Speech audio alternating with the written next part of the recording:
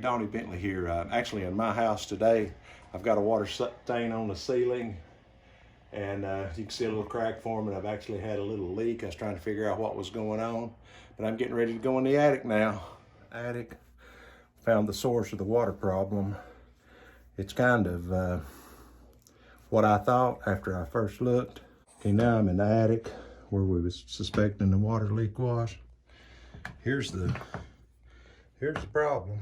Got a bad plumbing joint. It's actually leaking, and this is where we find a lot of the mold and stuff that we find is where something's feeding a water leak to it. This is a plumbing vent that's running below some OSB in an attic. These are the kind of things we find. The water's raining and dripping down in this pipe, coming over here and pooling up, and this is where it's getting out.